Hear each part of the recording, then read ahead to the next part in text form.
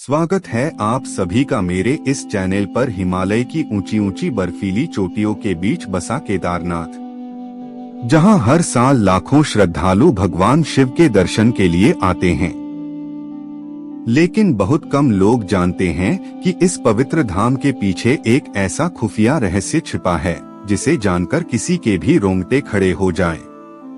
रवि एक युवा पत्रकार हमेशा से रहस्यों को उजागर करने के लिए जाना जाता था। एक दिन उसे एक अजीब मेल मिला। केदारनाथ के पीछे एक ऐसा राज छुपा है जिसे दुनिया से छिपाया गया है। अगर हिम्मत है तो आओ और सच्चाई जानो। रवि ने बिना देर किए केदारनाथ जाने का फैसला किया। जब वह मंदिर पहुंचा तो उसे एक अजीब सा सन्नाटा महसूस हुआ। रात के समय जब सब लोग अपने अपने कमरों में थे, रवि को मंदिर के पीछे से धीमी धीमी आवाजें सुनाई दी, जैसे कोई मंत्र पढ़ रहा हो, लेकिन वहां कोई था ही नहीं। अगली रात रवि ने उन आवाजों का पीछा किया। बर्फ के बीच चलते चलते उसे एक पत्थर के नीचे छुपा एक छोटा सा दरवाजा मिला। दरवाजा खुलते ही अंदर एक अंधेरी सुरंग थी। हिम्मत करके रवि अंदर चला गया। कुछ दूर जाने के बाद उसने देखा दीवारों पर प्राचीन चित्र बने थे, जिनमें भगवान शिव के साथ कुछ अजीब आकृतियां दिखाई दे रही थीं, जैसे कोई दूसरी दुनिया के जीव हो। तभी अचानक पीछे से दरवाजा बंद हो गया। रवि फंस चुका था। सुरंग के अंदर आगे बढ़ते हुए रवि को एक बूढ़ा साधु दिखाई दिया। उसकी आंखें लाल थीं और आवाज गूंज रही थी, तुम यहाँ क्यों आए हो? रवि डरते हुए बोला, मैं सच्चाई जानना चाहता हूँ। साधु ने मुस्कुराते हुए कहा, यह सिर्फ मंदिर नहीं है, यह एक द्वार है, एक ऐसी दुनिया का द्वार जहां समय और मृत्यु का कोई अर्थ नहीं। साधु ने रवि को एक चौंकाने वाला सच बताया। 2013 में जो बाढ़ आई थी वो सिर्फ प्राकृतिक आपदा नहीं थी, वह इस द्वार को बंद करने के लिए हुई थी। रवि हैरान रह गया। जब यह द्वार खुलता है तो विनाश शुरू हो जाता है और भगवान शिव स्वयं इसे रोकते हैं। अचानक सुरंग में तेज कंपन होने लगा। दीवारें हिलने लगी। साधु चिल्लाया, द्वार फिर से खुल रहा है। रवि ने देखा एक चमकदार रोशनी सामने उभर रही थी और उसमें से एक विशाल छाया बाहर आने की कोशिश कर रही थी। डर के मारे रवि भागने लगा, लेकिन तभी वह जाग गया। वह अपने कमरे में था। क्या यह सपना था या हकीकत? लेकिन उसके हाथ में एक चीज थी, वही प्राचीन ताबीज जो उसने सुरंग में देखा था। अंत या शुरुआत? अगले दिन जब रवि मंदिर गया तो वहां कोई सुरंग नहीं थी, लेकिन एक पुजारी ने धीरे से कहा, कुछ चीजें देखनी नहीं, महसूस करनी होती हैं। रवि समझ चुका था, केदारनाथ सिर्फ एक मंदिर नहीं, एक रहस्य है जो आज भी जिंदा है। रवि के हाथ में वो ताबीज अभी भी था, वही अजीब निशान, वही ठंडी ऊर्जा। उसने सोचा, अगर ये सपना था तो ये ताबीज उसके पास कैसे आया? जैसे ही उसने ताबीज को ध्यान से देखा, अचानक उसकी आंखों के सामने सब कुछ धुंधला होने लगा और फिर वह फिर से उसी सुरंग के अंदर खड़ा था। इस बार सुरंग पहले से भी ज्यादा डरावनी थी। दीवारों पर बने चित्र हिल रहे थे, जैसे वो जीव जिंदा हो। तभी वही साधु फिर सामने आया, लेकिन इस बार उसकी आंखें पूरी तरह काली थीं। अब तुम लौट नहीं सकते, रवि ने डरते हुए पूछा। ये जगह क्या है? साधु ने धीमी आवाज में कहा, ये काला द्वार है, एक ऐसा दरवाजा जो हर 100 साल में खुलता है, और जब ये खुलता है तो धरती और दूसरी दुनिया के बीच की सीमा खत्म हो जाती है। साधु ने जो बताया वो किसी भी इंसान को हिला देने वाला था। केदारनाथ मंदिर सिर्फ पूजा की जगह नहीं है, ये एक सील है जो उस कालद्वार को बंद रखती है।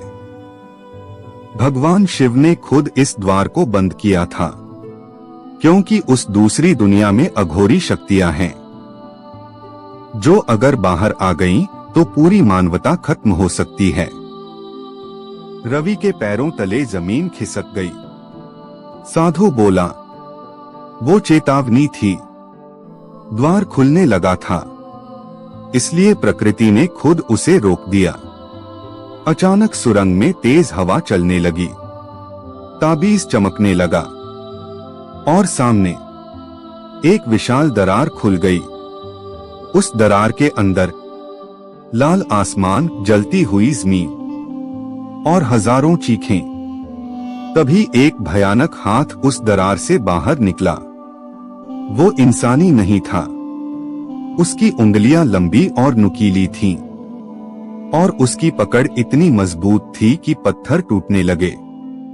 साधु चिल्लाया, तुम चुने गए हो, ये ताबीज रक्षक का है। अब तुम्हें ही इस द्वार को बंद करना होगा। रवि समझ गया, ये कोई कहानी नहीं, ये उसकी किस्मत थी। रवि ने हिम्मत करके उस दरार के पास कदम बढ़ाया। जैसे ही वो करीब गया, वो आवाजें और तेज हो गईं। हमें बाहर आने दो, हमें आजाद करो। रवि के मन में डर और लालच दोनों लड़ रहे थे, लेकिन तभी उसे याद आया, अगर ये खुल गया तो सब खत्म। उसने ताबीज को जोर से दरार में फेंक दिया और जोर से चिल्लाया, हर हर महादेव। एक जोरदार धमाका हुआ, पूरी सुरंग हिल गई और फिर सब कुछ शांत हो गया। अगली सुबह लोगों ने देखा, मंदिर के सामने एक नया साधु बैठा है। उसकी आंखें शांत थीं, लेकिन गले में वही ताबीज था। वो और कोई नहीं, रवि था। अब वो इस द्वार का नया रक्षक बन चुका था। रवि अब एक साधु बन चुका था। वो मंदिर के सामने बैठा रहता, शांत स्थिर, लेकिन अंदर से तूफान चल रहा था। हर रात उसे वही आवाजें सुनाई देती, द्वार खुलने वाला है, तुम हमें रोक नहीं पाओगे। धीरे धीरे रवि को एहसास हुआ, वो अब सिर्फ रक्षक नहीं, उस द्वार का हिस्सा बन चुका है। तीसरी रात आसमान अचानक लाल हो गया, बर्फ गिरना बंद हो गई, हवा रुक गई और केदारनाथ के आसपास एक अजीब सन्नाटा छा गया। मंदिर के अंदर रखा शिवलिंग हल्का हल्का कांपने लगा। पुजारी डर गए, ये सामान्य नहीं है। रवि समझ गया, इस बार द्वार पूरी तरह खुलने वाला है। अचानक जमीन फट गई, मंदिर के पीछे वही सुरंग खुद ब खुद खुल गई, लेकिन इस बार वो छोटी नहीं थी, एक विशाल गड्ढा, जैसे पूरी धरती को निगल जाएगा।